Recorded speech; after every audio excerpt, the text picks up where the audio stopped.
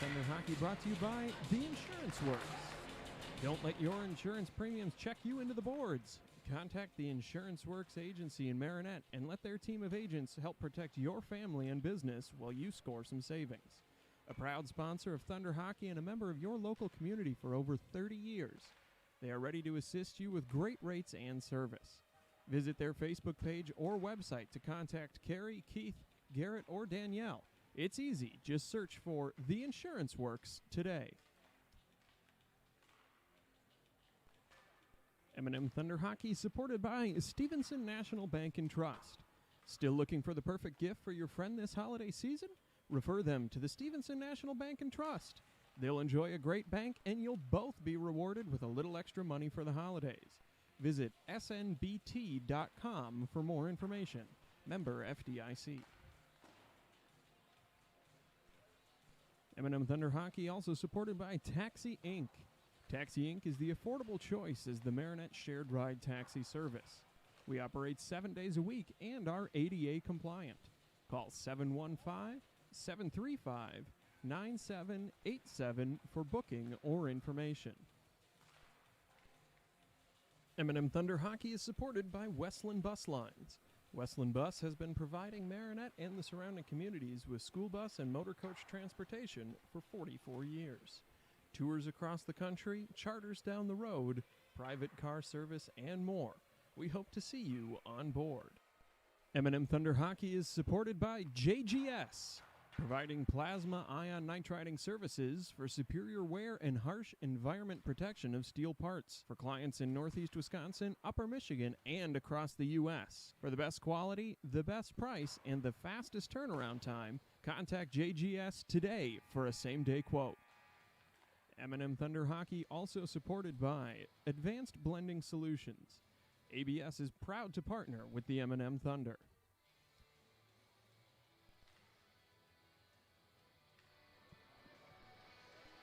Hello everybody, welcome back to the Marinette Recreation Center here for the second game of the day for the M&M Thunder U18 team here as part of their 2021 Battle at the Rec home tournament.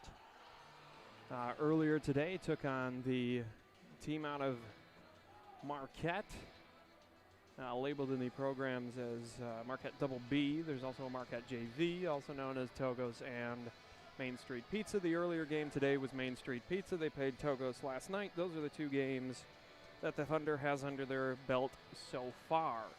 Of course, this is a points tournament. Wins and losses are not necessarily the ultimate arbiter of success.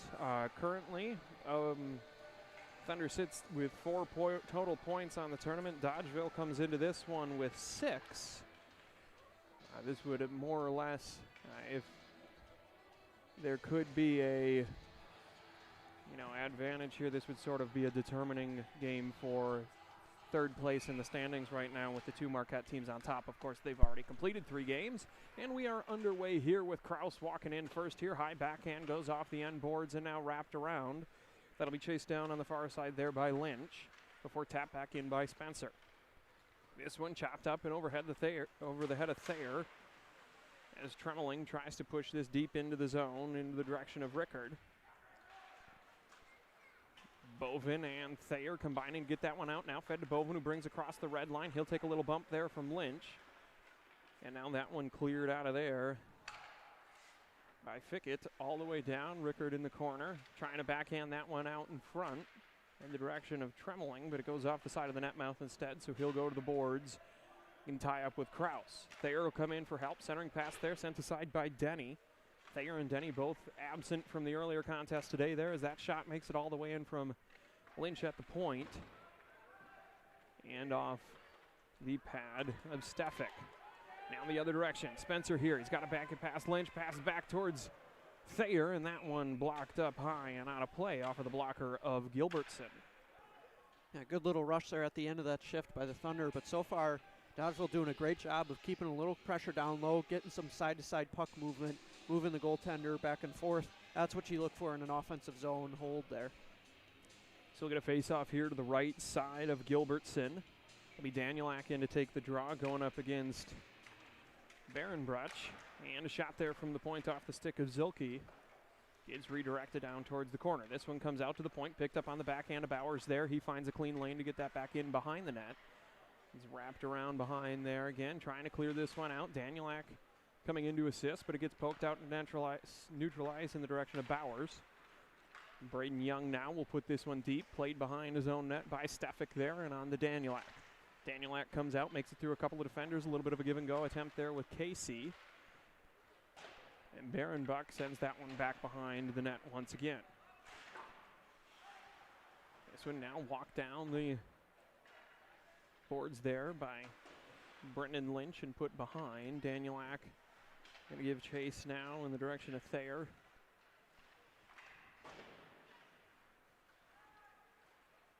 And now to center ice for Lynch. Lynch looking cross ice there in the direction of Young. Young taps along again to Barenbach. And behind now, Zilke clearing out, looking in the direction of Casey. Comes to Lynch at the point. Lynch walks to center, takes a shot, bar down.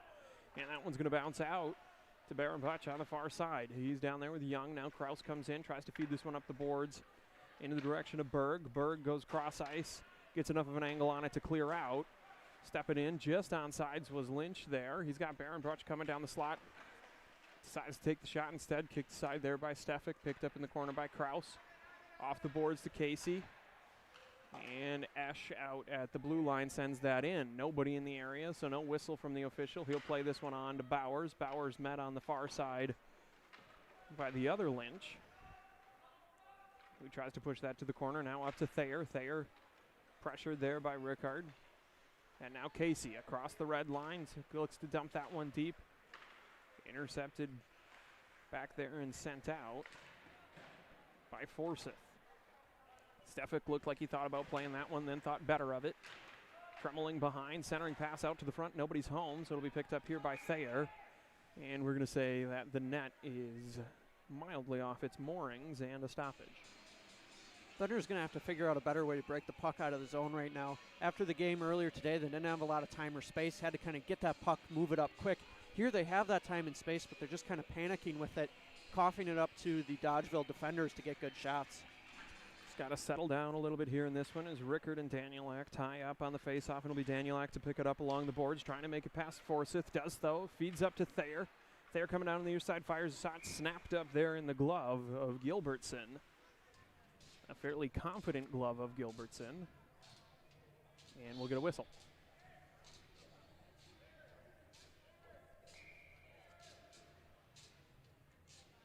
Danielak will step in against Alan Rickard again here to the left side of Gilbertson. Comes out to Bovin at the point. He tries a one-timer, goes up a little bit high, gets caught in the pads, but able to keep it in the zone, at least momentarily there, long enough to stop the rush. And well off sides there as Woodworth was deep in the zone, so deep almost that the officials didn't even notice he was off sides. Again, just a two-man crew out here for the officiating team. This level, that's a little tricky to have people where you need them.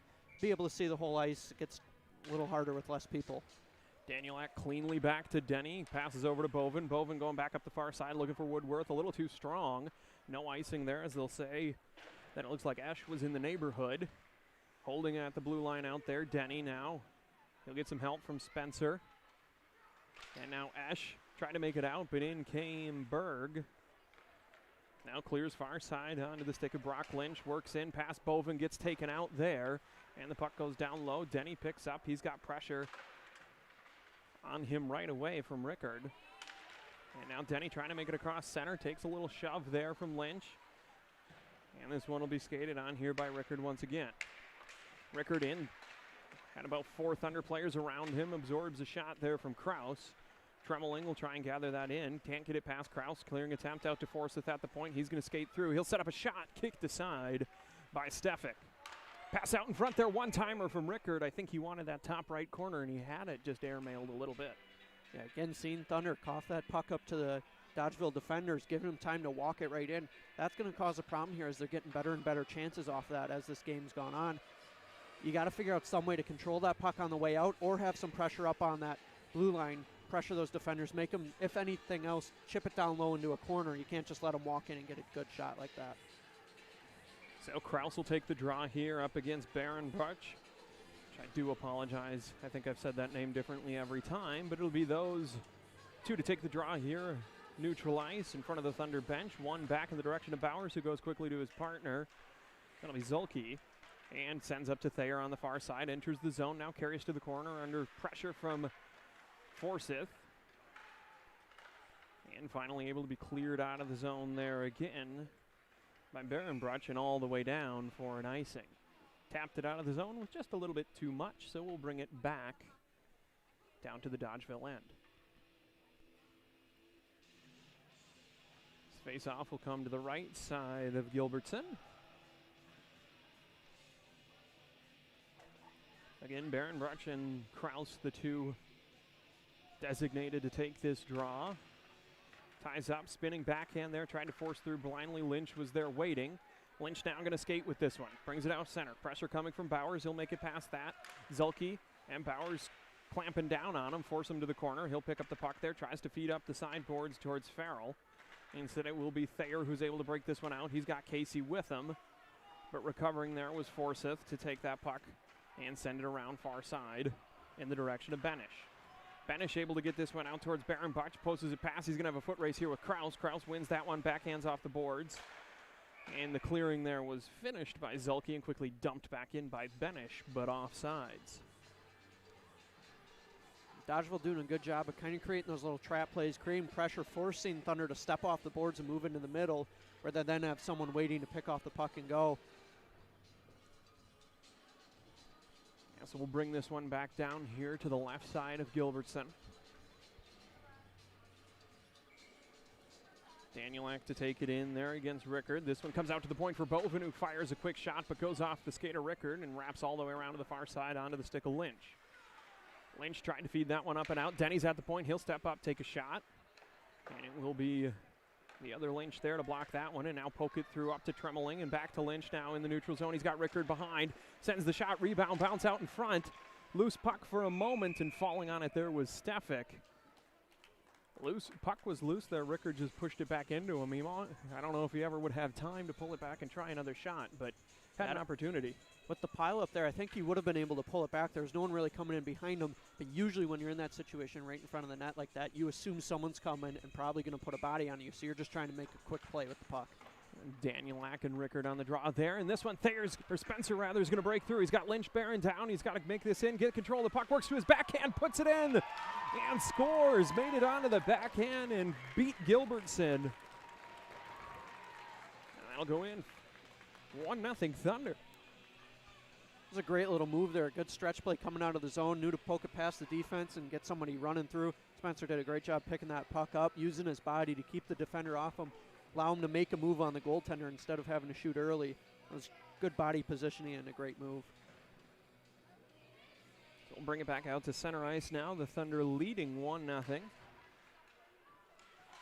There's that one there. Forsyth will dump back in off the boards near the Thunder bench. Picked up there by Denny and now sent back on. Shot from Kraus. Careens wide. Woodworth far corner trying to get that to center. Taken by Forsyth there off the boards looking for Rickard. Instead Bovin will stop it out there and a shot from Kraus again. This one now finally able to be cleared on out towards center. Denny there working against Rickard, who settles it down now. Works this one down in front, takes the shot there, trying to beat the glove of Stefik and unable to do so. That was an interesting one. They almost had two. He had I believe Tremeling down low, brought it back to the center and shot first type of play there. It was a good play there by Dodgeville, but Thunder giving them a lot of time. There wasn't a whole lot of back checking coming back. They were able to kind of set up, weave their way into the zone. If you have back checkers coming back, that shot never gets to the net. It's one to the side of Tremeling now to Forsyth at the point. Rickard handles. He's going to try and skate past Thayer. Does so for a moment, but Zulke's there to knock him off of that one. That one there tried to tap through to Forsyth, but well wide, so it'll come back to Esch on the defense. Off the boards there, trying to feed through. First man to it'll be Zulke in the corner. Quick pressure from Rickard, chops that away. Tremeling will have a little bit of time. It gets tied up there, which gives Kraus enough time to pull up on it. He'll get help from Zulke, but Tremeling pushes this one low. And one final assist from the official will force this one back out to Forsyth near the outside hash. Takes the shot. And again, snatched up in the chest protector of Stefik. 9:44 remaining in the first. Thunder holding a 1-0 lead despite trailing in the shots department.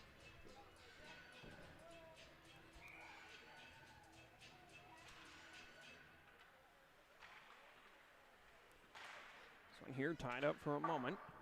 And now off the glass looking for Spencer. Lynch will put that one back deep. Stefik pokes to the corner. Bowers gives chase down under pressure from Barenbuck. That one goes round far side. Casey trying to chip it out. But waiting in the far corner there was Forsyth to push it back in. And now we get ourselves a stoppage once again. Yeah, now we're pretty far back from the play where we are, but I'm not able to hear a whole lot of communication on the ice. That would help a lot with their breakout that they're struggling to kind of get going here. You got to let your defense know because they have their back to the play. You got to let them know where the pressure's coming, where it's open, and where to move the puck. That's for sure. Zelke now sends up the boards looking for Spencer. Spencer feeds across in the direction of Casey. Casey gathers in near the red line, feeds through. Good D there from Forsyth, and a nice effort from Bowers out there near the point to keep that in, and this one's going to rattle all the way around. That will be an icing. That's right, you know, communication, and sometimes I remember playing, we even had a goaltender who loved to yell and let him know where everything was and where he should go with it.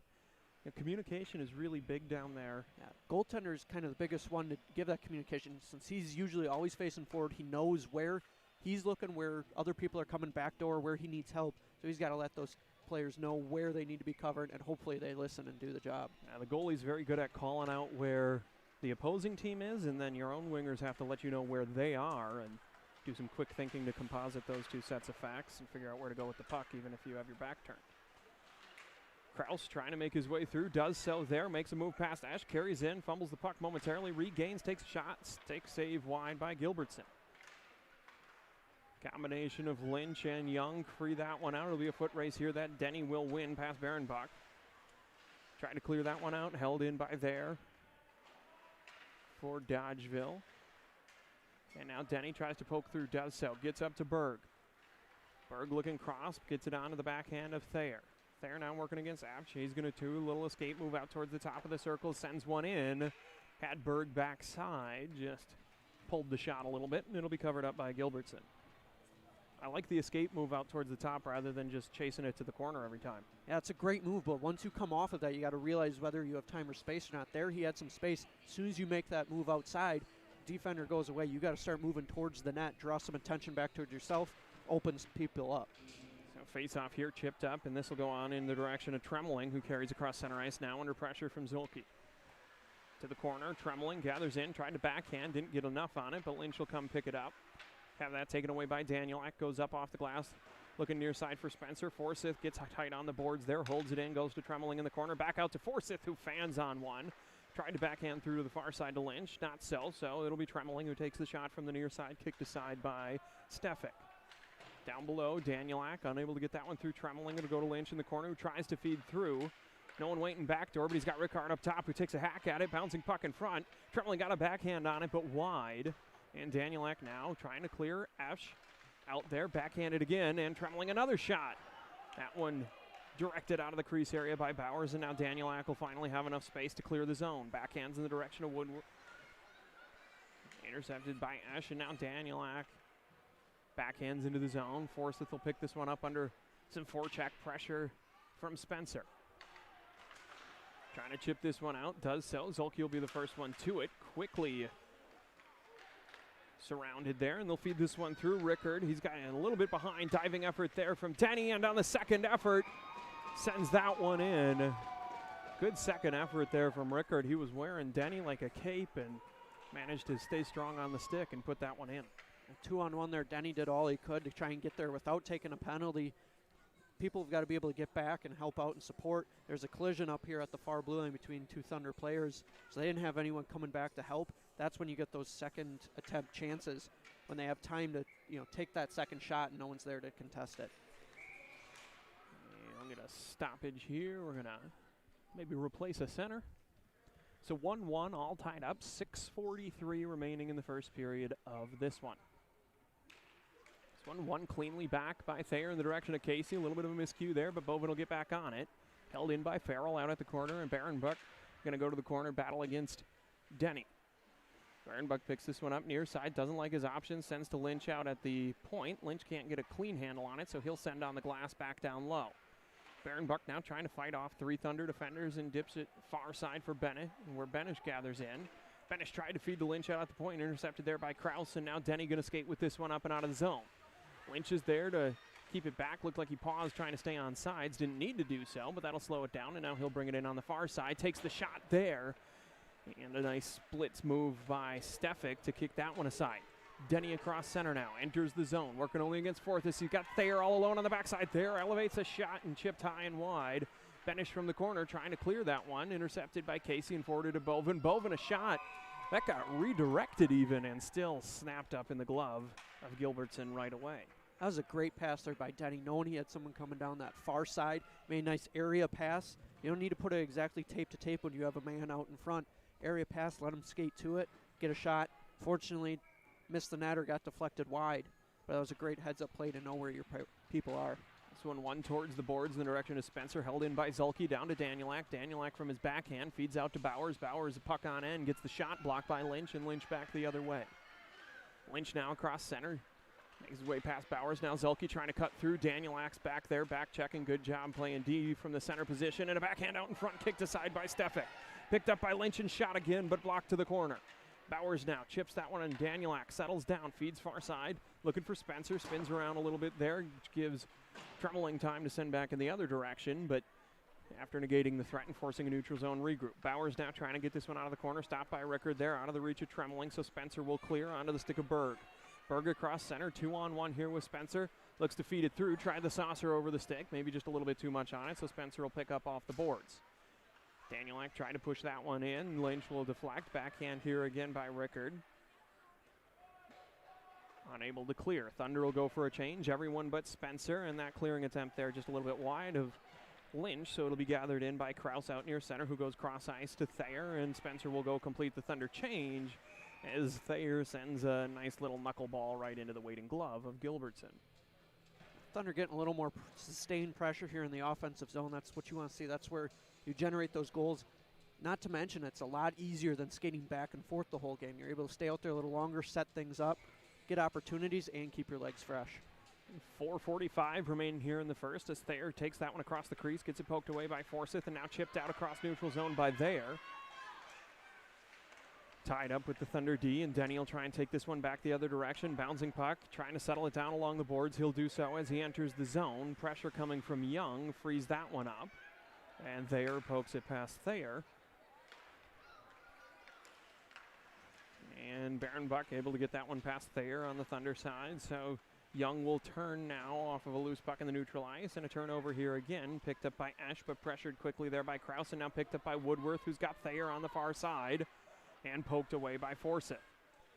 That one back behind the net now, backhanded out in front. Unfortunately, all 3 Thunder players got sucked low on that one, as Thayer making life very difficult for Barenbuck down low, trying to clear that, and a shot from Bovin out at the point. Again, I'd have to, if I were going to place a bet, guess that Gilbertson really likes his glove. Yeah, if I'm the Thunder, I'm going to read that. Notice that he likes to scoop up with the glove. He's not even supporting the pad behind it. He's got that confidence that he's going to have it in the glove and going to have control. You know, maybe you start shooting blocker side, start trying to make him move back and forth so he can't get that glove there quite fast enough. Zulke sends that one in. Yeah, he's even used the glove in some spots that I would think you would want to use the stick down low on the ice. But here we go as Rickard in a foot race with Zulke. Zulke will be the first one to it. Good job by Rickard there to separate him from it as Lynch picks up, forces to the corner. They go into a nice pile up there. So it'll be Tremeling and Bowers far side. Tremeling sends a bouncer. That'll get stuck up on the reverse side of the cage and blown dead. 3:30 remaining, all tied at 1 here. Again, points based. You'd like to get another goal and win the period. Right now you're looking at a half point in this one.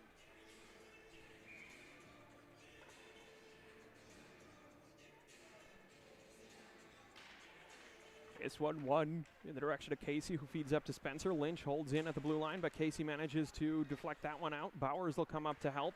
He'll take a shot there from Lynch and draw a penalty. And that is going to be 37. That's Brendan Lynch, sorry. He'll go 2 minutes for roughing. Is this our first penalty of the game? I believe it is, yeah. I know one of the coaching adjustments between the game was to stay out of the box for the Thunder, and they've done so far. And in my opinion, making a great difference in this game. They're tied 1-1. They've had a lot of opportunities, and you're able to keep those groups together that have been passing well and moving the puck well between them. So we'll see a power play opportunity here for the Thunder as this one comes around towards Bovin, who pinches down against Tremeling, backhands in the direction of the net. That one picked up off the blocker of Gilbertson by Forsyth and backhanded out across center. Denny tries to reverse that one, does so, gets it out to neutralize, now fed on to Thayer. Thayer near the center ice dot's going to feed that one up to Berg.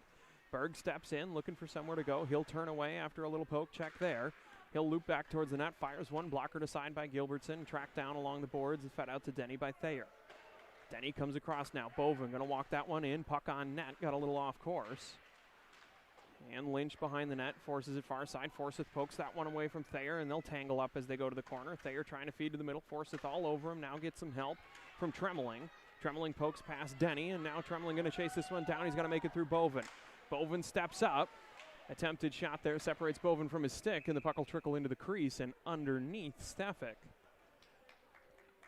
And not often the defender's stick is the one dislodged in a little one-on-one situation like that, but that's what happened here.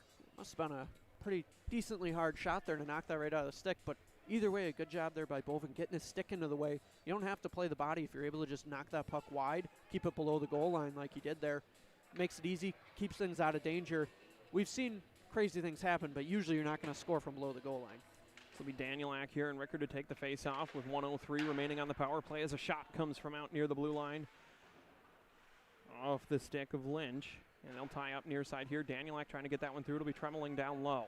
Working against Bovin, backhands towards the middle, intercepted by Danielak. He'll now chip this off the boards in the direction of Spencer, but out of reach. It'll be gathered in by Lynch near center ice and sent across to the stick of Forsyth.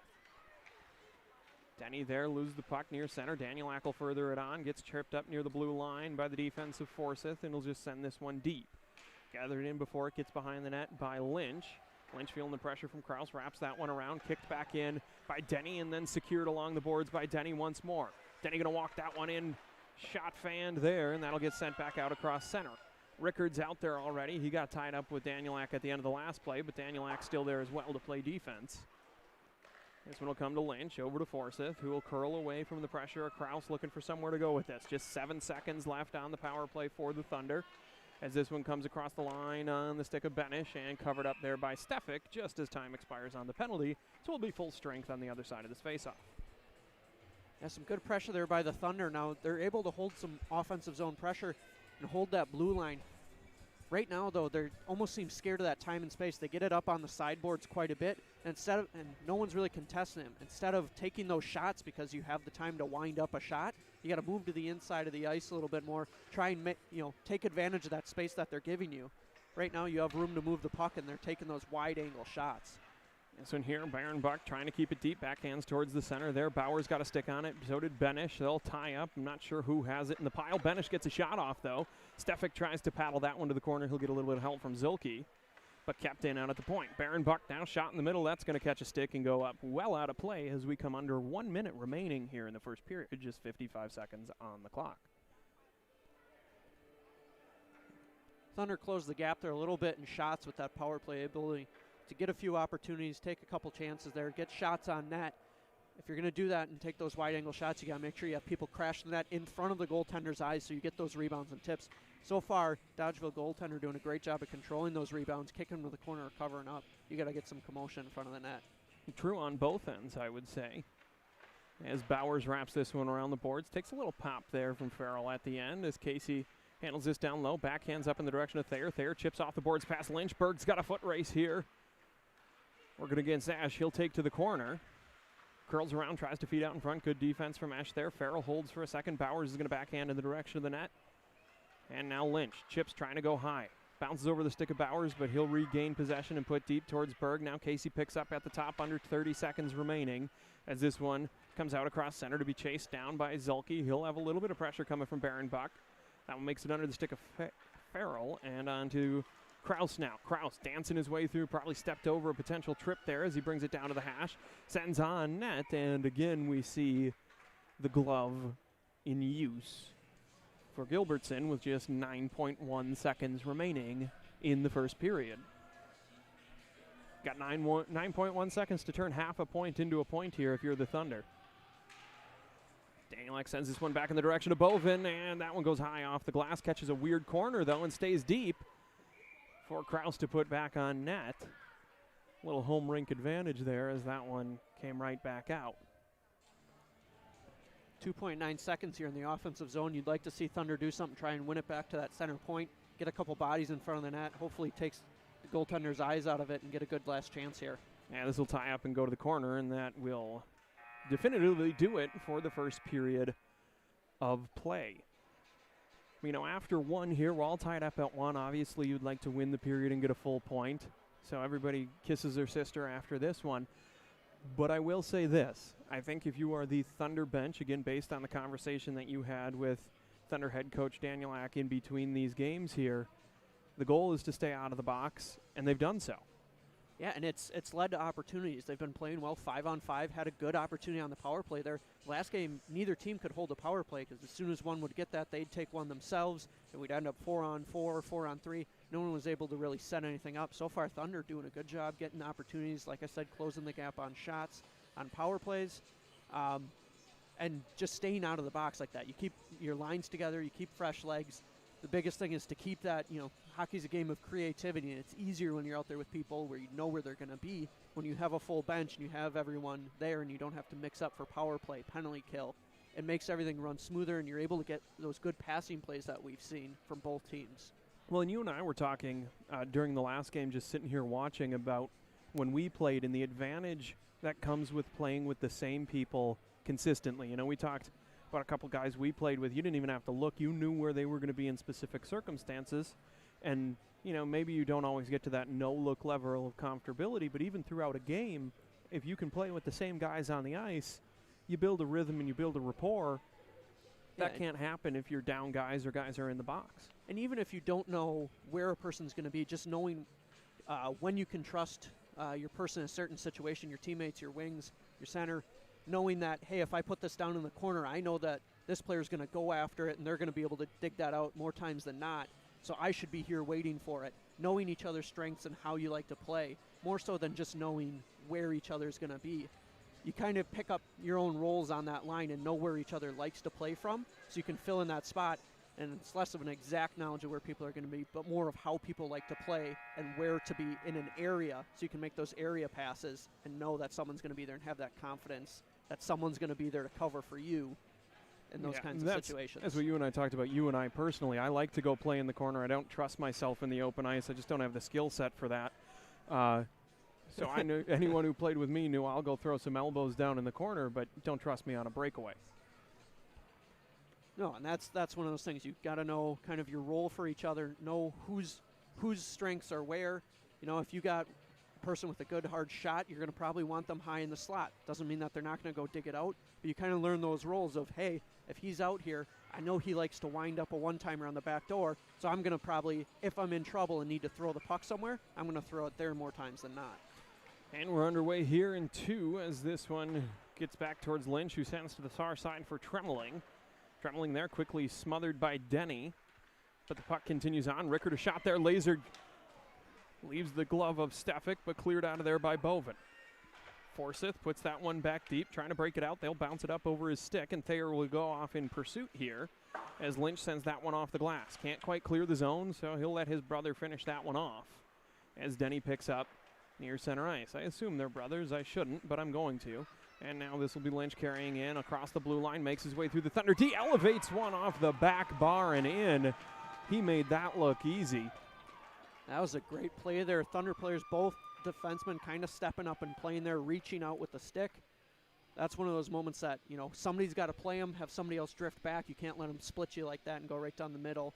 Get a wide open shot, and it was a great shot right over the top. Yeah, the way he stepped through the D and got that puck off his stick right where he wanted it to.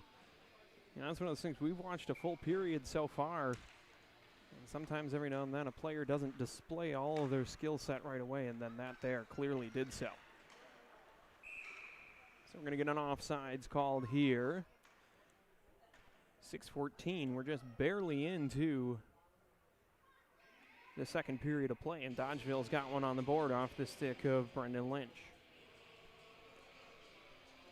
Neutralize here will be Rickard and Danielak to take this draw. Danielak wins back towards Zilke, who goes off the board's far side, and there's Lynch again to pass this one up to Tremeling. Tremeling now, far side, drops back for Rickard. Rickard looking for somewhere to go with it. He'll just go down low to Rickard, or to Tremeling rather, who gets a crashing Forsyth from the D. That's a play they've practiced before, but intercepted here by the Thunder, and Danielak will send up in the direction of Casey. He'll further it along to the corner. Lynch will be the first man to it, wraps hard around, held in by Bowers, at least until the other Lynch can get there and pass on to Rickard. He'll come down 2-on-1 against Zilke with Tremeling. He'll walk that one in, tries to take the puck itself, and it stays sitting underneath the stick of Stefik, and Tremeling will finish that one. It's a good example right there what Tremeling just did. Sometimes when you're on those 2-on-1s, it's really easy to over-pursue and end up sitting behind the net when a loose puck is out in front. Didn't do that and got a little gift in front there. You always hear coaches say, follow your shot, you put it on net, you don't go skating behind the net just in case. You always drive to the net, try and get that second opportunity because you never know when a puck's going to be laying out there like that. Face off now, center ice, one back towards Esch and across for Denny. Denny going to pick this one up behind the netminder Stefik. Wraps around looking for Thayer, but Young is there to hold in. He'll send it to the corner. Kraus trying to feed this one through. Thayer brings it into neutral ice, feeds up in the direction of Denny. Denny's got to make it through Lynch and doesn't do so, but the puck stays in the zone. Thayer held it there. He'll get a little bit of room, tries a shot there, deflected by Barenbach, and now the far side Lynch. Lynch going to skate this one as far as he has to, further along. Kraus will pick it up in front of his own netminder, sending across center ice, and that one's going to go all the way down for an icing. M&M Thunder Hockey also supported by Taxi Inc. Taxi Inc. is the affordable choice as the Marinette shared ride taxi service. We operate 7 days a week and are ADA compliant. Call 715-735-9787 for booking or information. Face off here, right side of Stefik. It'll be Barenbach and Kraus. That one to the boards towards Thayer. And now to the corner. Young will give chase. He'll meet Denny down there. Denny will come away with that puck, but Thayer quickly all over him. And now Young again trying to backhand that one into the crease. Does so. Backside Thayer couldn't get on it, and Barenbach out in front again picks up the rebound and puts it home. This is a couple of good examples of staying home in front of the net if you're a winger.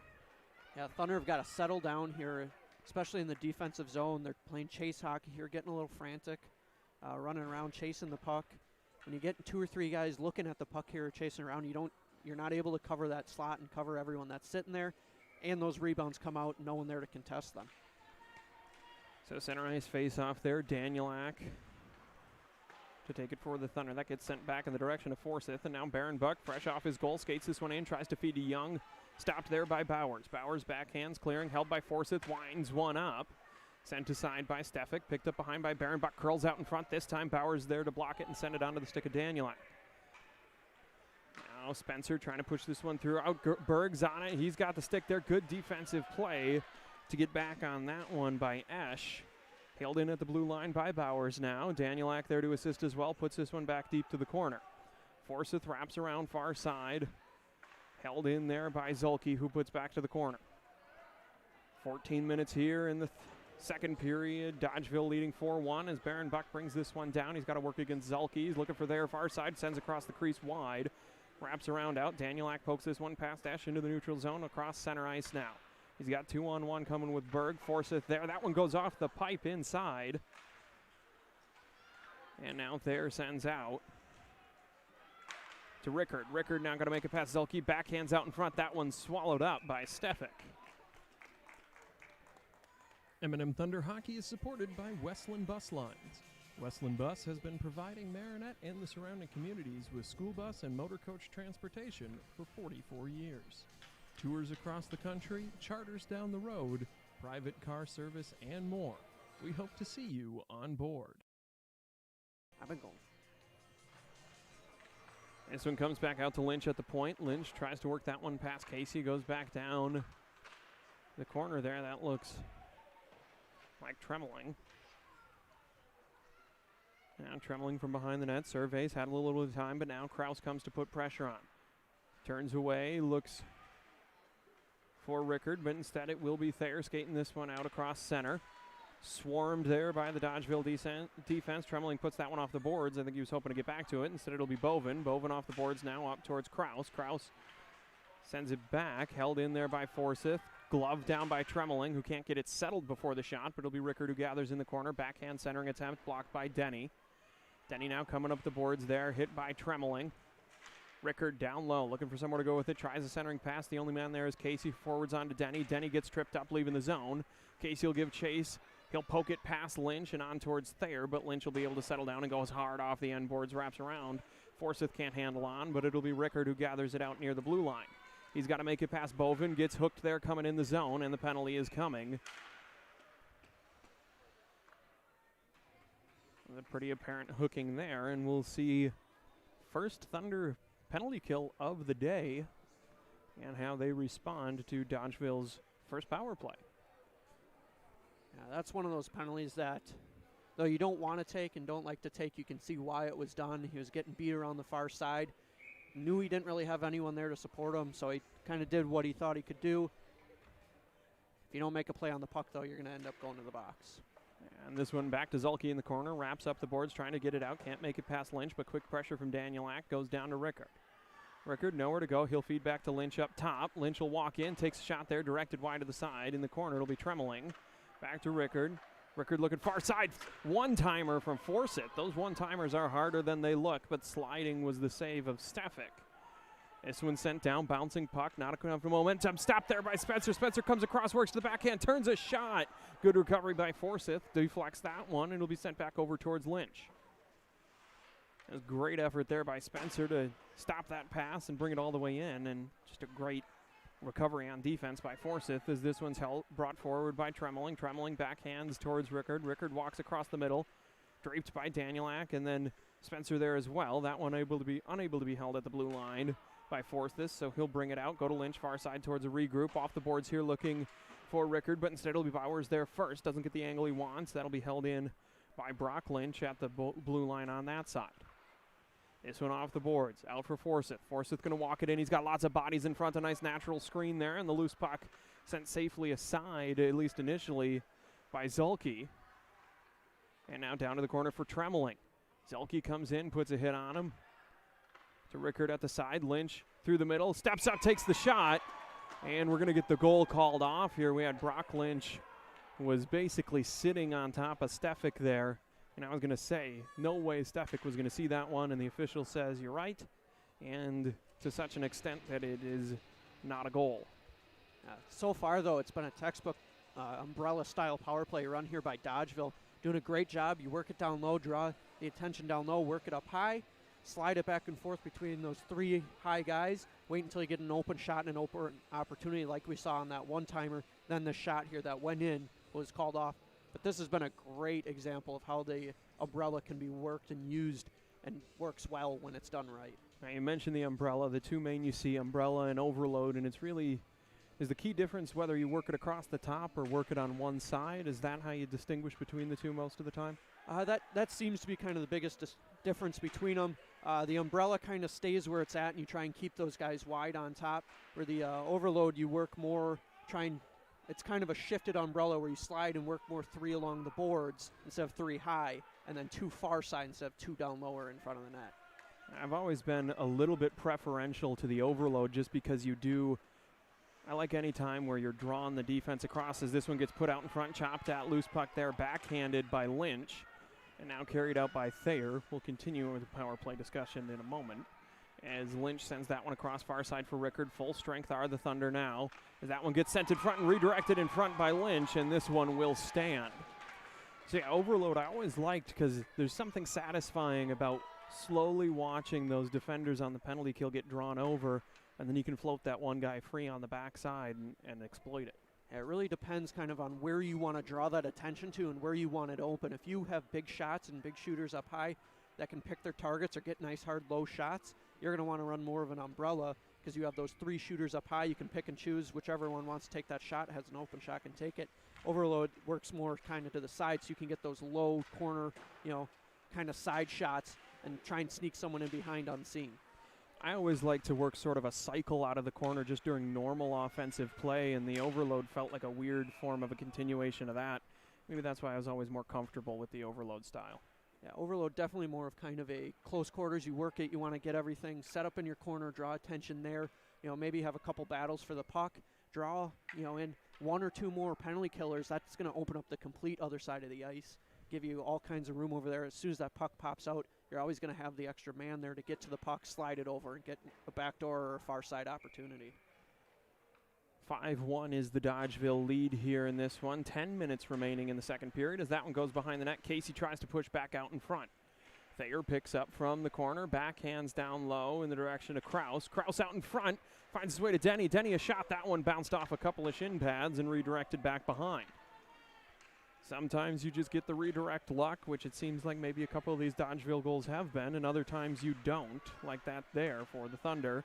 As Barenbuck tries to push this one with Farrell down low, kicked aside by Stefik. Farrell will pick this one up behind the net and looking to feed it out to Barenbuck instead. It will be Bovin able to feed to Thayer. Thayer, quick pressure there, back to Bovin. They'll enter in sort of a 2-on-1.5 here as Bovin backhands in the direction of the net.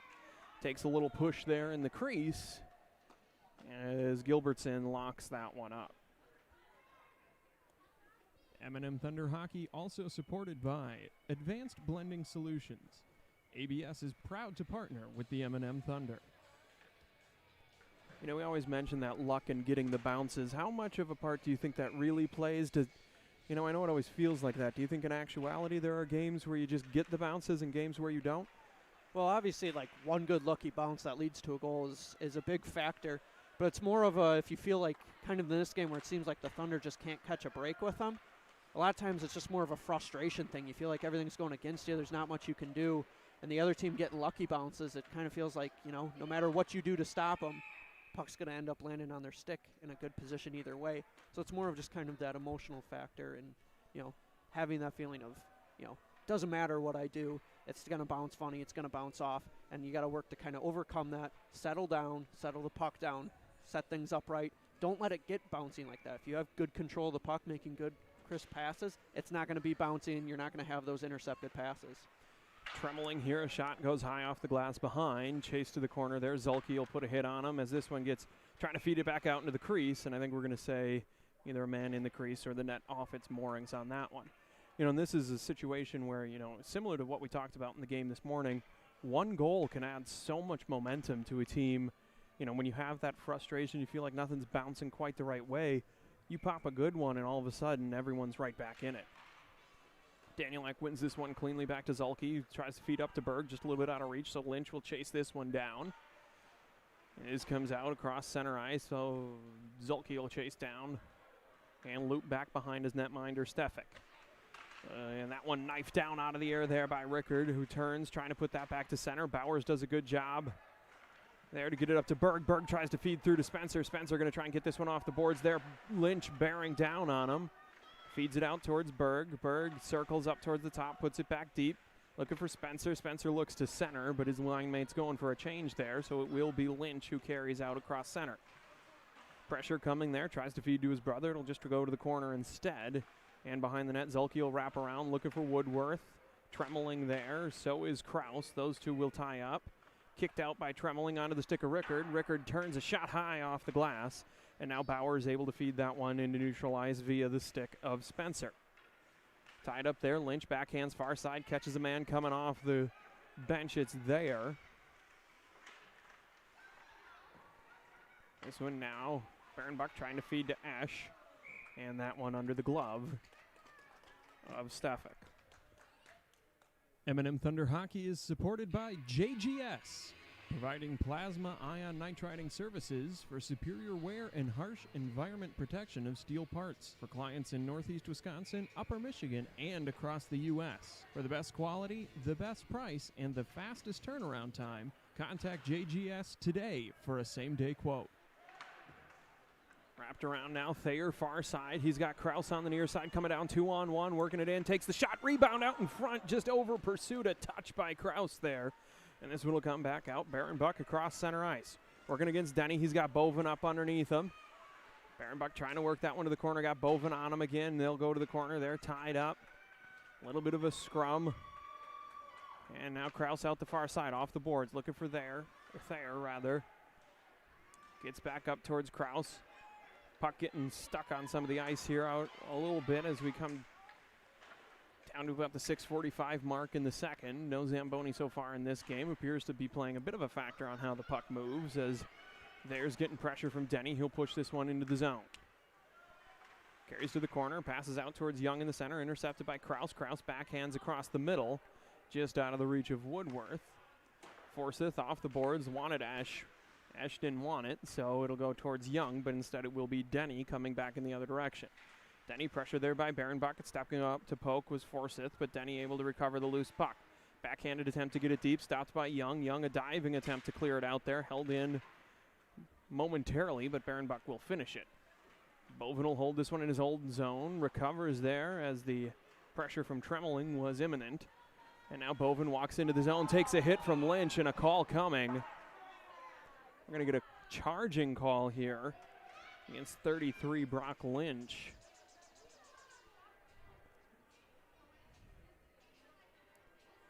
He certainly was determined to make that hit.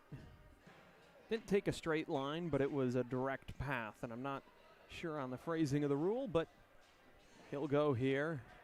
I think it was more of the intent that the officials knew that he intended to make that hit, whether the puck was still going to be there or not. He wasn't really focused on that. He was going to make that hit either way. I think that kind of influenced the call there and bumping it up to a charge rather than just maybe a rough. Yeah, well, charging a 10-2 penalty here, so that'll do it for sure the rest of this period for Brock Lynch. In to serve the two was Benish. As Bowers wraps this one around here to try and get the Thunder power play started. It'll be Danielak on the far side, able to get that one out of the zone. Working in now against Lynch, looking to center. Tried to force it through onto the stick of Casey. Lynch able to push it to the side there, Tremeling off the boards. And it would have been too strong, but gets tied up by the official. So now furthered along by Rickard and put in deep. Rickard, the lone man up front. Dodgeville looking almost playing like a classic style penalty kill here. Even though new rules don't always dictate that, as Tremeling gets it backhanded away from him by Danielak, and Forsyth walks in. That one rattles the cage of Stefik, but secure. Yeah, I can kind of see the difference between the two teams, how they ran their power plays here. Thunder not even really able to set up in the offensive zone, so I'm interested to see what they're going to be able to set up and kind of run here. You know, whether they're going to go with those two power play schemes that we had talked about earlier, if they're just going to play it straight up in a normal fashion. Yeah, you know, we mentioned the new penalty kill rules result in the shorthanded team playing it a little more straight. Sometimes we've seen that with the power play team as well, as this one backhanded in the direction of the net, but sent aside by Forsyth there. Tremeling and Berg tie up, and stepping in to hold it in there was Zulke. And now Lynch able to send that one off the far boards, but picked up by Bowers near center ice. Gets to the blue line and sends deep to the far corner. That one elevated up and taken out of the air by Bowers and then brought in off sides, presumably to the relief of the near side official, who I think caught that puck up a little high. M&M Thunder Hockey is supported by Stevenson National Bank and Trust. Still looking for the perfect gift for your friend this holiday season? Refer them to the Stevenson National Bank and Trust. They'll enjoy a great bank, and you'll both be rewarded with a little extra money for the holidays. Visit snbt.com for more information. Member FDIC. So because of the nature of the offsides offense, we'll bring this one all the way down. It'll be left side of Stefik. 37 seconds remain on the minor portion of the Lynch charging penalty. So we're trying to get this one up and out of the zone. There was Kraus. Then Bovin on to Thayer. Thayer's got Berg wide side, sends off the boards towards him. Lynch crashing down to put the pressure on. Bovin steps up, puts a hit on Lynch. And this one comes out far side. Rickard makes one move to try and get past Denny. Denny all over him, diving effort there. We're going to get a tripping call against Denny as he laid out and took out Rickard on that play. Yeah, that one, even if you make contact with the stick where the puck is, if you go sliding through the ankles, it's hard to not get called on that one. Just sliding through the legs. Whether you make contact or not, it was pretty evident that you were going to dive and take out their feet, even if you had missed. Yeah, those are tough to avoid, so we'll be 4-on-4 here for 13 seconds. And then we'll get 47 of a Dodgeville power play, which was incredibly, we'll say, efficient at possessing the puck last time as Esch handles this one out near the top of the zone. Bovin trying to clear, held in by Esch again, looking to feed that one down towards Barenbrook, but Bovin able to get this one out towards center on the stick of Forsyth, as full strength are the Ice Wolves. Forsyth walks through, tripped up for a second there, centering pass backdoor towards Young, goes wide. Young tied up with the goaltender for a second there. Bovin's attempt to clear that one out, stopped by Benish. And now Young down low, looking to backhand that one out towards Forsyth. Quickly pressured by Casey, and now Bovin wraps this one around to the far side for Esch. Esch going to walk that one at least as far as Danielak, whose first clearing effort and second are thwarted, so he's going to try the other side now. He's going to bring this one up the near boards. He's got some room, so he's going to skate this one, works back towards the middle. Forsyth there to poke that one away, but Danielak picks up the loose puck. A shot there, blocked down by Esch to the corner. 1 minute now remaining on the Thunder penalty. 3:12 here in the second. Esch carrying this one out past the diving Danielak and dumping it deep just as Casey arrived with the pressure. Stefik puts that one behind his own netminder to be played on by Bowers. Bowers trying to forward it up the boards, does so as far as Casey. And Forsyth able to kick that one back in and then lock it down and send deep to the corner. Zulke behind his own netminder chips that one up and out of play for a stoppage. How we were talking about the two different power play setups, the overload and the umbrella that you'll usually see at this level. As we saw there, at one point, Dodgeville with 3 players on the near side boards here on the power play, a good umbrella or power play doesn't need to pick one or the other. You'll be able to kind of move through, and if you notice you're able to draw people over in one position, you adjust to that, and then if the puck moves, you adjust to maybe 3 up high if you suck people down low. So again, Dodgeville doing a great job on their power play, being able to adjust to that, realizing, hey, we're able to work the puck along this boards here. Let's do so. Draw the attention over here. Then we got people wide side. Tremeling carries in far side. A little bit of pressure there from Zulke as he feeds on to Rickard. Rickard in front there. Chips one. Goes wide. 30 seconds, or rather closer to 25 on the power play. Net dislodged, so we'll get a face-off in the zone here. This is the quintet of personnel that we saw on the earlier power play. Of course, one of the forwards up there was Brock Lynch, who is sitting his misconduct on the charging penalty, so perhaps that's why this looks a little bit different than the last execution of the power play for Dodgeville. Shook up the personnel a bit. Yeah, and they're rushing their shots a little more on this one, just trying to keep the puck deep. As they have a much shorter power play, you're not going to have time to fully set things up quite as much. This is going to be Rickard and Kraus to take the draw here. Left side of Stefik in the Thunder zone. 1 to Esch, back to Forsyth. Forsyth settles down and goes far side for Lynch. Can't quite handle it, but he taps on to Tremeling in the corner, who will send it back around out towards Rickard at the point. Rickard takes a step in. He's going to walk this one down low, gets a little bit ahead of himself, so he'll just gather in and reset, and that's the beauty of the well-positioned power play, is you get to take those steps and reset. Even when you have a moment of panic, you know where your outlet is. Absolutely, and one of the things you hear a lot is, people yelling, shoot on the power play. You have plenty of time. Normally, not on this one, but usually you have about 2 minutes to score 1 goal. Take your time, set it up, pick your chances, and take the shots you really want to take from good angles and good positions. Is that Ryan Whitney who says there's a special circle of hell reserved for people who yell shoot on the power play? I think that's a quote from him, and it is true. You've got 2 minutes, set it up, do it right. This one comes out towards center ice, and Lynch sends near side for Esch. Esch enters the zone there. Pressure from Bowers. Bowers doing a good job to force him at least to turn around. Tries to feed back to Tremeling. Both teams are full strength, by the way, with minute 45 remaining here in the second as that shot goes up high and smothered by Stefik. Dodgeville again working that puck well down low, below the goal line, along the boards, deep in the corners. That's where your power play really starts, is moving the puck well in those areas, being able to control in those areas. Because if you're fighting for control, you're not going to be able to set up your power play. You want to get control, be able to move it back and forth, keep those defensive players moving, and wait for an opening. If they're able to just sit up and stand in shooting and passing lanes, you're never going to be able to get a good shot or pass through. Barenbrook and Danielak take the draw there, and this one comes to Spencer. Now back to Danielak, feeds towards Berg out near center, a bit out of reach, so Forsyth will go off the boards here, trying to get it going the other way. Danielak will be there first, but quick pressure from Farrell And Baron Buck of Dodgeville sends this one back towards Forsyth. They're now putting this one deep for Dodgeville. Denny behind his net, wraps around there to the corner. Pressure from Bovin, feeds to Baron Buck towards the center, but good D there by Danielak, and up off the glass, trying to get that one out. Lynch solid along the blue line, as he has been most of this day, holding that in, but Danielak able to clear one, bouncing all the way back down to Forsyth, who I'm not sure has left the ice yet. This one now across center, back for Bovin. Bovin tried to skate through, got tripped up a little bit there, and there's going to turn this one around. Down low, Denny going to handle behind his own netminder as we come under a minute. Just about 45 seconds remaining here in this period.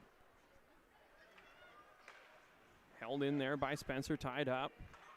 Sent back deep by Baron Buck, and Bovin will be the first man towards it. 30 seconds now here in the second as this one able to be poked out by Berg, sent across by Forsyth, trying to get it back in the combination of there, and Baron Buck will do so. Drops back to Baron Buck, a shot, goes wide. He'll chase it down to the corner himself, go behind his line mate, trying to find somewhere to go with it now. Walking up, just 13 seconds. That'll go to Baron Buck near center, who gets the shot off. Kicked to the side somewhat easily by Stefik, and a little gift there for Baron Buck. Sends one, kicked again by Stefik. 3 seconds left as this one gets put out in front, and it's going to trickle to the near boards. That's going to do it for the second period of play. Lots of Dodgeville scoring in period number 2. So I'll ask you something because it came up. You know, one of your members of the line that normally runs the power play is missing. How pivotal is it that you have the same personnel? I didn't play a lot of power play. I played a lot of penalty kill, and I know we purposely practiced the penalty kill with people who didn't get a lot of penalties just because you never want to, you know, if you assume those are the guys in the box, you're not going to practice the penalty kill with them. And there was sort of another level, like we talked to, that comfortability with lines of cohesion in those special teams units. The power play is a much more, I'll say, regimented, you know, position and style of play. It's less free-flowing, maybe something that would require more practice and familiarity. So what is having, you know, someone like Lynch who's in the box here for an extended period of time, what impact is that on the power play unit on the ice? Well, obviously, how we've been talking about having the same personnel out there with each other is a huge advantage and good for you. Usually in practice, when you're running these kinds of things, it's important that, you know, you'll hear coaches a lot of times, you know, make sure that everyone's paying attention. You know, they specify that, you know, everyone should be able to run every spot. Obviously, you like people in certain spots better than others, but if you have everyone kind of able to do it, you know, hockey's position, your defense don't just sit back on the blue line and never move. Defense can go wherever they want. Offense can go wherever you want. Everyone needs to be able to kind of rotate and play those positions. So it's the same thing. So that kind of grows from practice. If you do it well, or, you know, you're rotating people in and out, you know, the penalty kill, if you run, you know, like a diamond penalty trap or something like that, you can have people who do it really well out there running it for 4 minutes if you need to. Oh, I remember that. You know, when you and I would run it, you know, you get to the end of 2 minutes, and that felt like a break. Absolutely. And you can still have fresh legs after that if you're running it efficiently because, you know, you wait, you trap, and you dump it down low, or you get a quick rush and you set back up. The power play requires a little more movement. You know, you want to be moving. You want to have it set up where you're not panicked or rushed, but you want to be rotating, moving, trying to create and find those open lanes and make the defense move, you know, get people lost in space. So with that, you should probably have a second group that's able to do that because you're going to want fresh legs. And if you have, you know, your first line's most of your power play and they've been out there and they drew that penalty, there's a good chance they could be tired. You need to have that second core group that can do it anyways. So somebody should be able to fill in. But like you said, having that core group is important. You still with that whole, you know, you practice with this group, you're going to know where each other is. You're going to know, hey, I got a lefty that likes to park on that right side, open up for a one-timer. He's really good at getting lost in space and getting open. I know that if I just send one over there, there's a good chance he's going to be there with a good hard shot. It makes it really easy to do that when you have that type of team creativity and comfortability with each other. I'll ask one more question. This is sort of a reflection of these new rule changes. You know, we used to always talk about touch-up offsides and how, you know, you could dump it deep, let everyone tag up, and then go back in. The neutral zone regroup is always an incredibly important part of the gameplay. And, you know, anytime that team clears the zone, you have to have a regroup plan. How much does the removal of the touch-up offsides affect that? Does it make the neutral zone regroup more important? Does it make it less important? What effect does that have on how you would practice that and how you would run it now that you can't do the delayed offsides? Well, that actually plays in perfectly to one of the things I wanted to mention here. Something you noticed that the Thunder were doing first period 1-1 was a much better period for them. What they were doing was settling down the puck. The puck would come back to their defense. It gets chipped out of the zone. Defense have it deep in their own zone. Not a whole lot of pressure. Sort of that They'd settle it down, slow the play down. If you watch in that second period, a lot of those times when Dodgeville would chip it out of the zone, Thunder defense would get it. They'd be catching it in stride going forward right away. Forwards are still coming out of the zone. You're trying to go back in 1-on-4, 1-on-5. It's really easy to stop that. Then you have a 3-on-2, 3-on-1 going the other way. If you're able to kind of get that, settle it down, realize that, hey, we've got a good plan. We're going to set things up, slow it down. If you have that plan set in place and you know how to run it, you can wait for everyone to get going and come in all five players with speed instead of that one man going against the entire team. Odd man rushes, and we always talk about the two most valuable commodities in hockey being time and space. Mm-hmm. When that comes out, if you can slow it down, if you're the defender, you mentioned panic. Understand that you've got 20, 30 feet of separation. Let your wings, let your forwards settle into where they need to go after they've come out to get back on sides.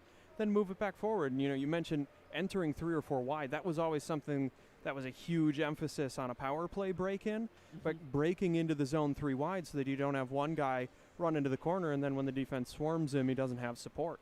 Yeah, not to mention it just lets you set up kind of a more cohesive entry into the zone. Everyone knows where each other are, where you're going, and where to set up in the offensive zone. When you have one man running in, everyone's just trying to catch up with that play. You might have 2-3 guys going to the net, no one covering, everyone waiting back to cover because I see a defenseman going up. Nobody knows who's covering for that defenseman. So it's one of those things. Not to mention you see Dodgeville doing it while working cross to cross. You set it up, as we were kind of talking about the goaltender communicating the defensive zone. They have their eyes forward, so they know what's out there when people are going into the corner. Same thing here when it goes back to your defenseman. You can see what's ahead of you. Your forwards are coming out of the zone. They don't know where that team is following them or who's open or where people are going to be. So it's their job to kind of get back, set up, and get prepared to go back in and receive a pass. The defense are the ones quarterbacking this play, so to speak. They can see what's going on. They know who's open. They know where people are moving. You're able to see that. Take that advantage of that. Set it up. Slow it down. Look at where people are opening. Wait for it to develop and make a play with it then instead of trying to force something really quick. Yeah, so that's something, you talk about slow it down, set it up. That's something I'm looking forward to, seeing if they can make that adjustment here in the third period and use that to buy some time and space. So we'll finish up the ice resurfacing here for a few moments. We'll run some ads. We'll be back probably in about 5-6 minutes here with the players re-entering the ice for the third period of play from the Marinette Rec Center. M&M Thunder trailing 5-1 to the Dodgeville Ice Wolves on Saturday night. M&M Thunder Hockey brought to you by The Insurance Works. Don't let your insurance premiums check you into the boards. Contact the Insurance Works agency in Marinette and let their team of agents help protect your family and business while you score some savings. A proud sponsor of Thunder Hockey and a member of your local community for over 30 years. They are ready to assist you with great rates and service. Visit their Facebook page or website to contact Carrie, Keith, Garrett, or Danielle. It's easy. Just search for The Insurance Works today.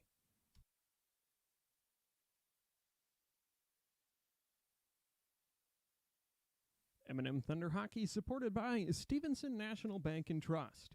Still looking for the perfect gift for your friend this holiday season? Refer them to the Stevenson National Bank and Trust. They'll enjoy a great bank, and you'll both be rewarded with a little extra money for the holidays. Visit snbt.com for more information. Member FDIC.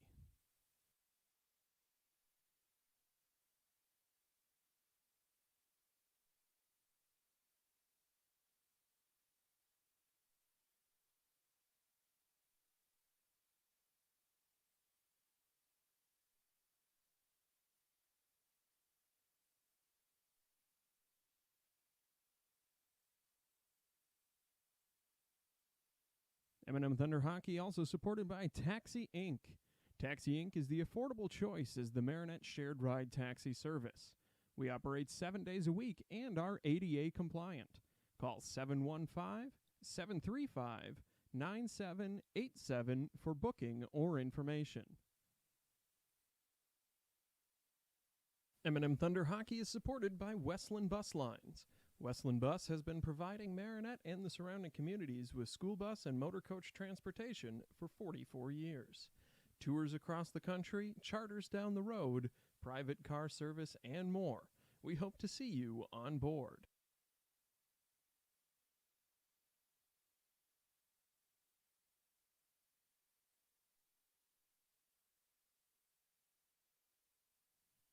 M&M Thunder Hockey also supported by Advanced Blending Solutions. ABS is proud to partner with the M&M Thunder.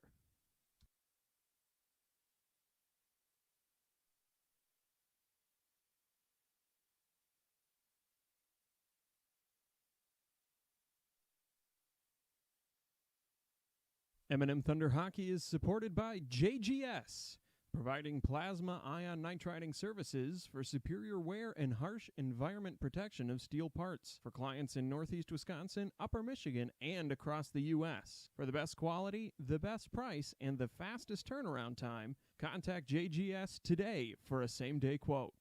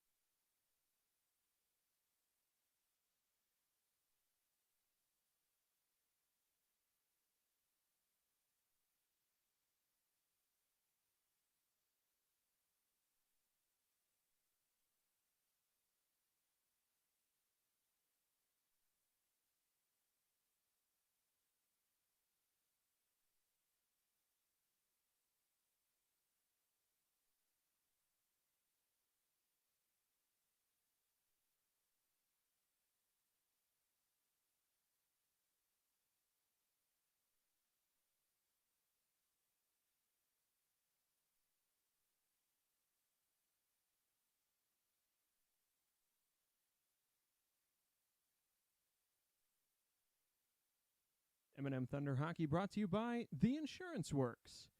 Don't let your insurance premiums check you into the boards. Contact the Insurance Works agency in Marinette and let their team of agents help protect your family and business while you score some savings. A proud sponsor of Thunder Hockey and a member of your local community for over 30 years. They are ready to assist you with great rates and service. Visit their Facebook page or website to contact Carrie, Keith, Garrett, or Danielle. It's easy. Just search for The Insurance Works today.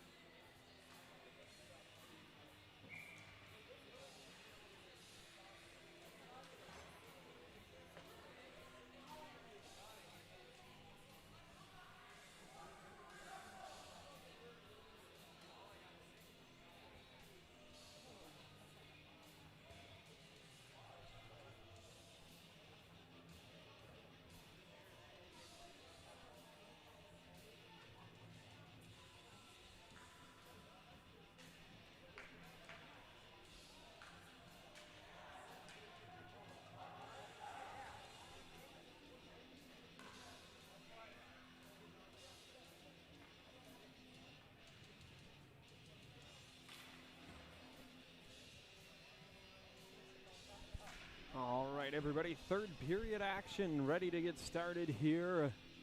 5-1, still the advantage to the Dodgeville side here as Danielak and Rickard step up to take the draw here at center ice. This one comes off the boards near side up towards Kraus. He's going to go down to the corner working against Lynch. Backhands out in front. Gilbertson, one of those rare moments, doesn't lock that one down with the glove as Bowers holds in out near the blue line.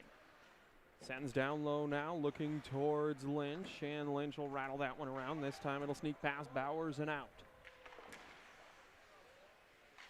This one here backhanded and secured by Stefik.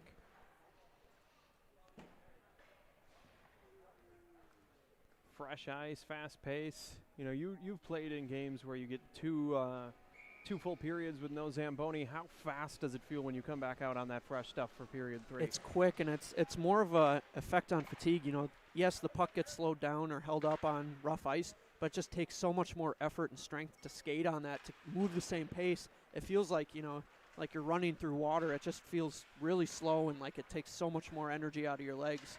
So this, you know, you're able to kind of maintain that speed. You know, rough ice, you got to be, you know, taking strides constantly to keep moving.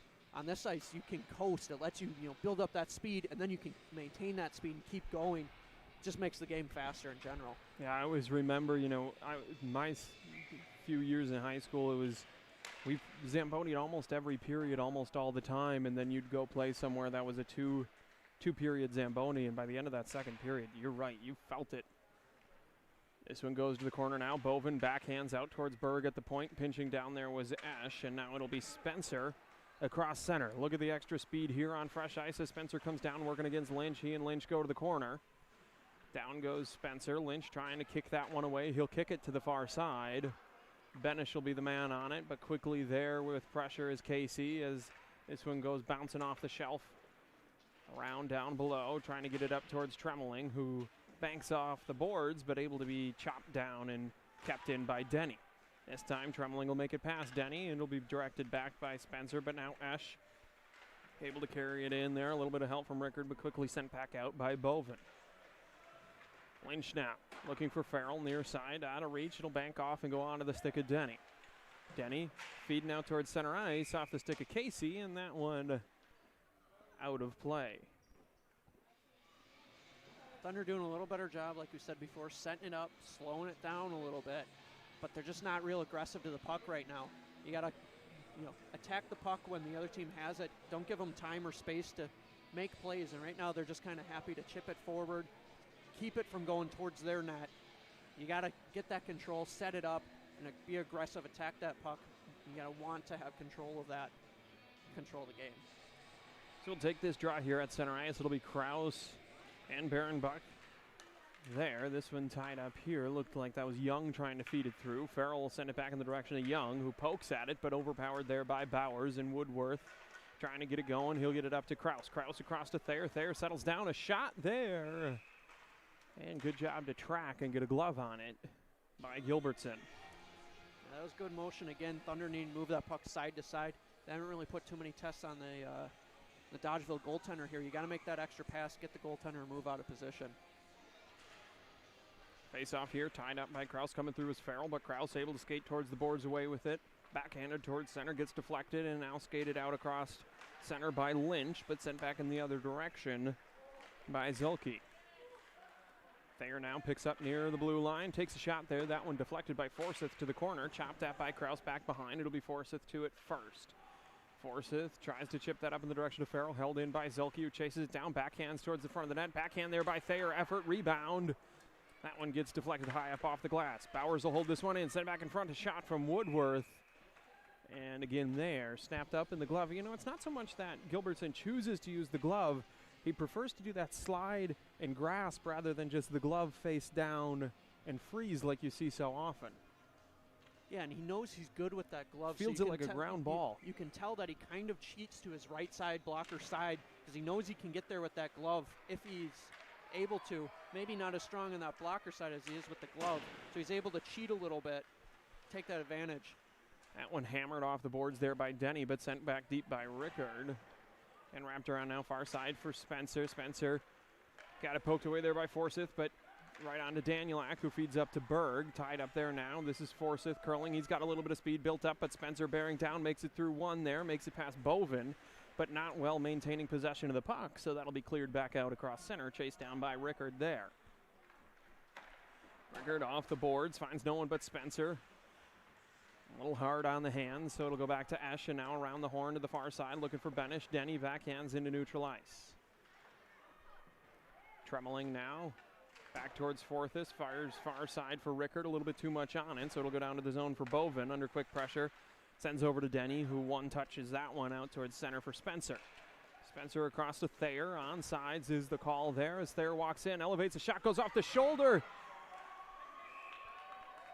And that one went off the pads. From here I could see it was a goal.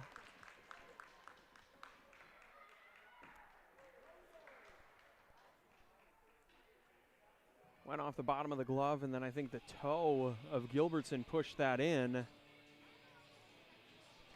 Official was on the backside, and I think they might have gotten robbed on one there. Yeah, I don't think the official was quite in position low enough in to see that go into the net, and it kind of bounced in and came out underneath the goaltender.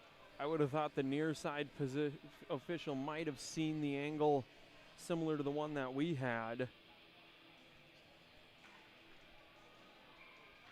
But no goal will be the call as Thayer rips one there.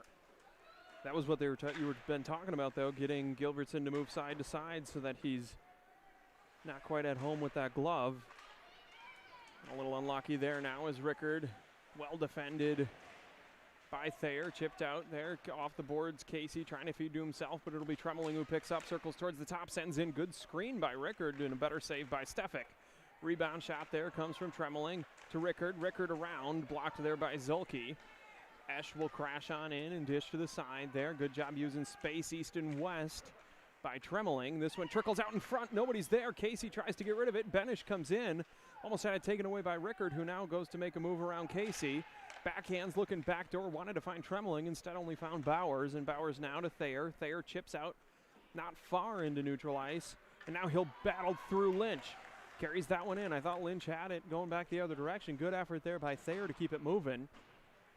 And now it'll be cleared out by Esch. Off the boards far side. Lynch now back out to neutral ice. A little bit too strong for Young. Danielak will gather this one in front of his own netminder. Tries to cut through a few. Gets through, but the puck doesn't.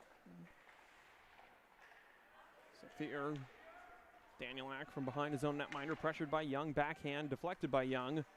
But still out into neutral ice. Regrouped. Thayer trying to carry this one in. Blocked there by Bovin.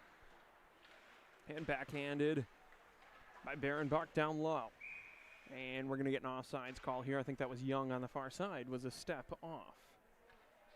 M&M Thunder Hockey is supported by JGS, providing plasma ion nitriding services for superior wear and harsh environment protection of steel parts for clients in Northeast Wisconsin, Upper Michigan, and across the U.S. For the best quality, the best price, and the fastest turnaround time, contact JGS today for a same-day quote. This one held in by Bovin out near the point. Banks off the end boards.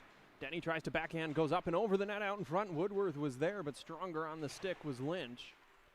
And now Lynch trying to battle for this one. Gets it away. Now pressure from Berg. Banks off the boards there. That one will sneak out and make it all the way through neutral ice as we come to about the 11-minute mark here in the third period. Dodgeville still leading 5-1.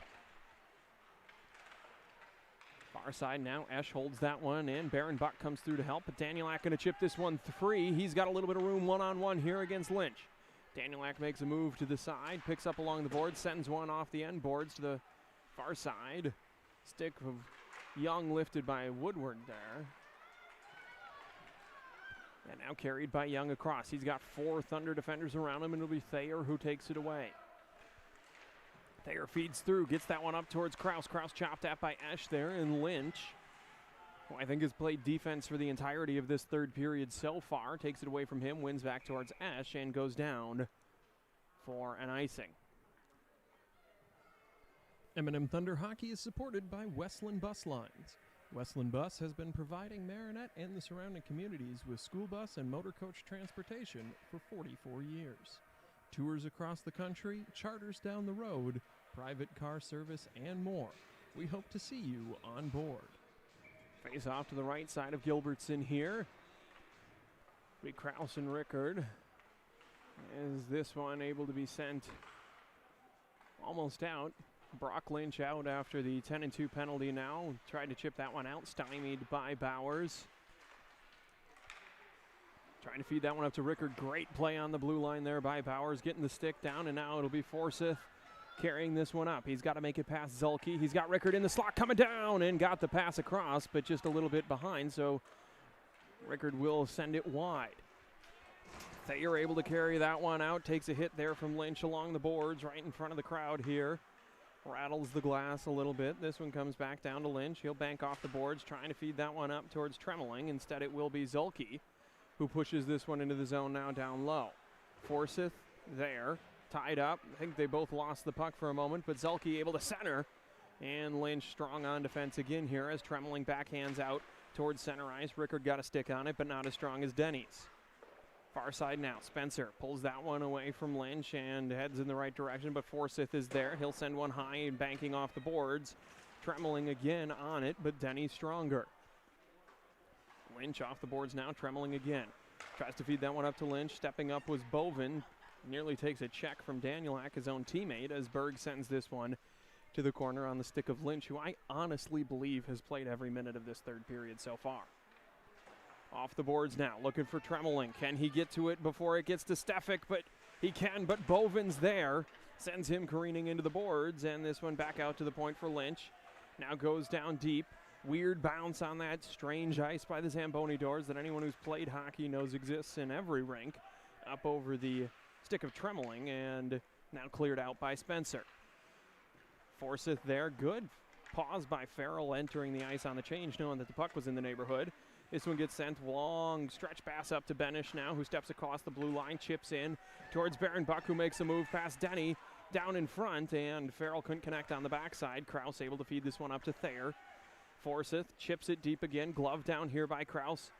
He'll give chase through the neutral zone, got Spencer with him and Thayer on the backside. Long backhand pass across the middle, connected with Thayer for a moment, but good defense again by Dodgeville to break up the offensive rush. This one back down now. Bowers from his own defensive zone up the boards to Spencer. Tried to one-touch that one in.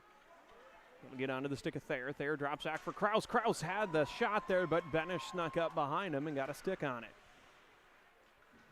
Forsyth able to clear that one out, perhaps just a little bit too strong, and will go for an icing.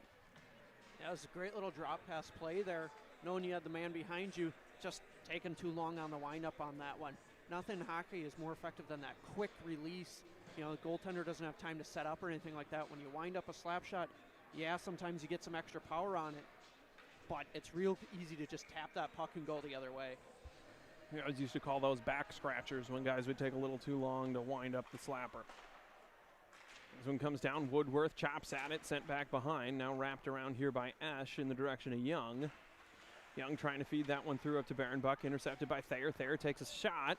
That one there, glove down, but not secured by Gilbertson. And now Bowers from the point sends this one towards the corner. Kraus working against Esch, gets redirected. Bowers again out at the blue line, now going to feed to Zulke. Zulke settles down, sends one. And there's the glove of Gilbertson, snapping that one up again. Talking about those big wind-up slap shots, you and I both played with a couple players on defense who would take those, but some of them really good.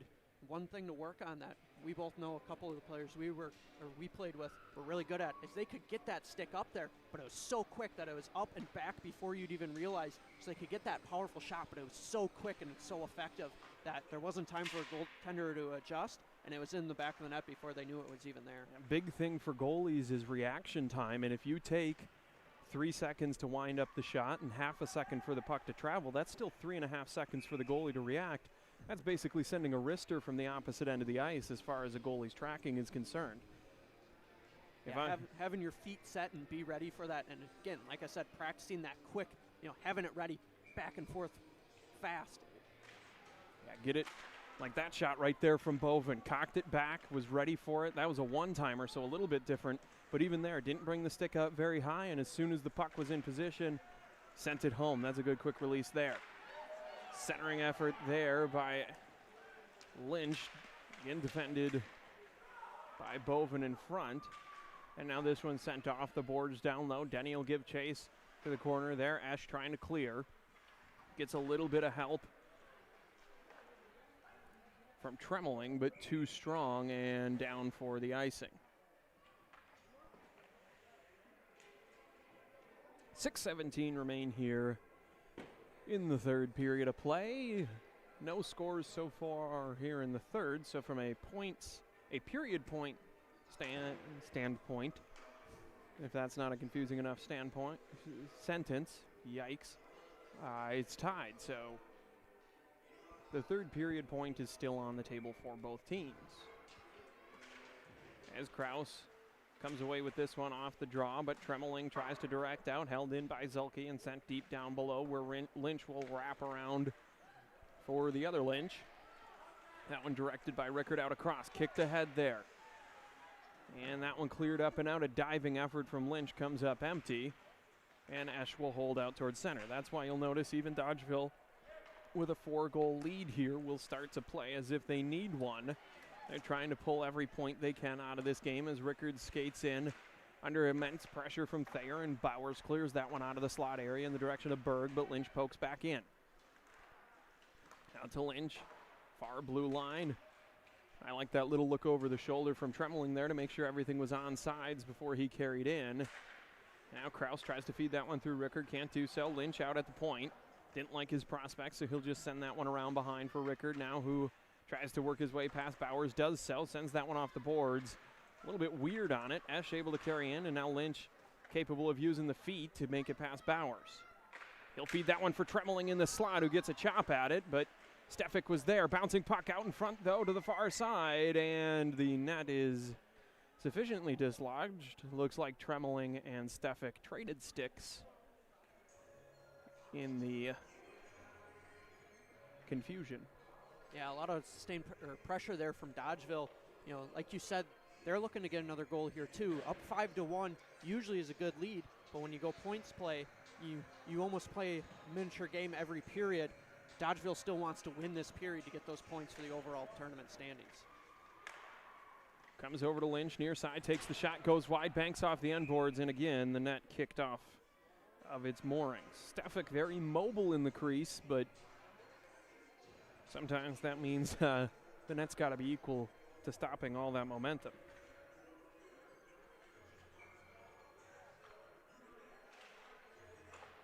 This one now, Bovin off the boards, looking for Casey. Hassled down low by there.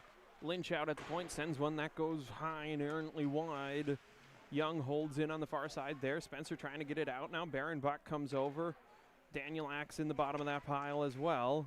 It'll be Barenbach who carries, and Denny who's right there yet again.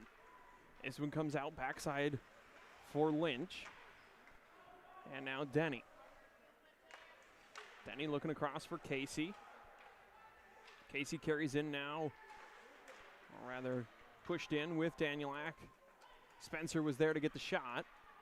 Thought that Gilbertson had froze it, didn't do so. Young far side now trying to feed this one up and out. It's going to come all the way down, but it will be played, so no icing, but covered up by Stefik for the stoppage. 4:04 remaining here in the third period. M&M Thunder Hockey also supported by Advanced Blending Solutions. ABS is proud to partner with the face off here, left side of Stefik gets one in the direction of the net, but stopped there by Zelke, sent out towards the point. Forsyth wides one up, blocked there by Woodworth.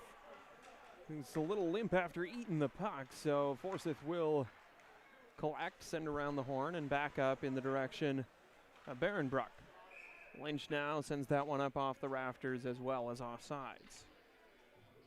Yeah, a couple pros and cons to that point style, period play tournament style. You know, an advantage to that is, yes, you have that, you know, aggressive play from both teams no matter what the total score is. Every period, you got to have that aggressive push for the puck.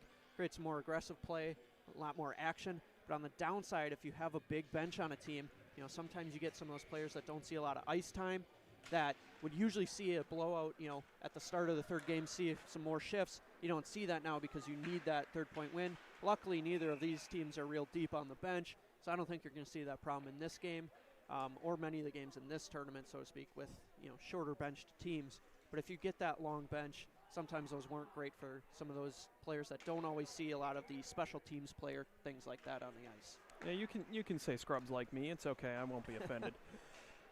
We'll put this one down and off the boards now, looking to feed that one up in the direction of Kraus, but Forsyth will gather in. He'll carry back behind his own netminder, banks off the boards in the direction of Lynch. And Rickard there gathers near center ice, backhands in under pressure from Casey. Now he'll carry down low. Rickard looking for Tremeling in front. That cuck loose. No one saw it right away, and Casey able to poke it out towards center. Lynch there trying to feed to the far side. Casey tripped up a little bit, so Lynch will carry on in. He'll take a shot from Bowers as he enters the zone. Now ridden down by Kraus into the corner, and Kraus will separate him from the puck, but assistance from Tremeling there as we come under 3 minutes. And a shot from Rickard in front, deflected up wide. It's amazing how from this angle the puck appears to be moving in directions differently than what it was, as that one goes harmlessly to the corner. They are able to chip this one out. Right there was Forsyth. Lynch able to attempt to put that one into the zone. Instead, it'll be caught by Patnod on the bench for the Thunder. You know, Dodgeville's got 3D back there. You know, I make comments a lot of times about how it seems like a player hasn't left the ice. I am not kidding. I believe that Brendan Lynch has played every second of this third period. And he'll be the one to gather the puck here now, still making moves behind the back off the boards, looking to feed that to himself, but it'll be Danielak who pushes up. Now he'll recover to take the puck out from underneath Bovin. Taps towards Rickard, who does a little move between his legs near center. Danielak to play defense there, drops to a knee, forces the puck to the corner. This one picked up behind his own net by Danielak now, under pressure from Tremeling. Danielak across center. Carries it to the corner now. A little bit of pressure from Forsyth coming. He'll carry around behind the net, trying to curl, looking for somewhere to go with it. Wanted to drop that back to Denny, but pressure from Forsyth will prevent it. Baron Buck feeds now in the direction of Tremeling. Tremeling trying to carry in, but pressure from both Danielak and Denny will force him just to let the puck continue to Baron Buck, who feeds to Lynch in front and beats Stefik in the net. Thunder got chasing and looking, got stuck. You know, all eyes into the corner on that one. No one really paying attention to the front of the net. Everyone following the play on that. Can't let that happen, or things like that are going to happen where you have a guy just standing all alone in the slot. Leaves your goaltender a little high and dry there, forcing them to make a play that is, you know, difficult for a goaltender to make 1-0 in the slot. So Kraus will chip this one forward off the face-off and go on a foot race with Absha. He'll win. Ash will try and clear that out, held in by Casey. Coming across is Bowers to backhand in once more, and Baron Buck, fresh off his goal, or no, his assist, I should say, feeds that out to center ice, where it's picked up by Bowers off the boards for Thayer. Thayer pauses there along the blue line, trying to find a more clean point of entry, and will do so. Far side now, comes down looking across the body. Blocker aside by Gilbertson, picked up by Bowers out at the point, and shot in low. Saved there by Gilbertson. Minute 12 remaining here in the third period.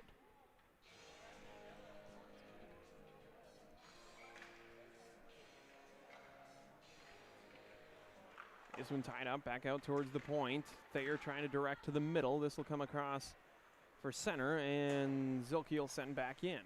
Esch now out to neutralize in the direction of Thayer. Zilke trying to feed that one back through. Curling there was Casey, feeds on towards Kraus, who walks down now, chips one up, goes high and behind to the corner. Under a minute now, 50 seconds remaining in this one. Thayer sends back behind the net, goes around the back corner for Benish. Benish trying to feed out, gets it out to Baron Buck across there. Step pushed aside by Zilke. Now Bowers pushes down. Thayer picks this one up inside the zone, trying to work through Forsyth. Backhands in the direction of the net, but blocked. Now Bowers steps up, takes a shot, and snapped up in the glove of Gilbertson. M&M Thunder Hockey also supported by Taxi Inc. Taxi Inc. is the affordable choice as the Marinette shared ride taxi service. We operate 7 days a week and are ADA compliant. Call 715-735-9787 for booking or information.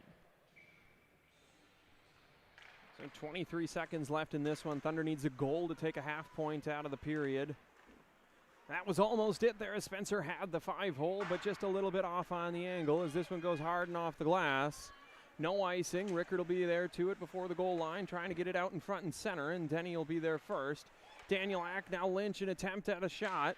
This one fed by Berg across, but not enough time for Spencer to get the shot off, and that's going to do it here in this one.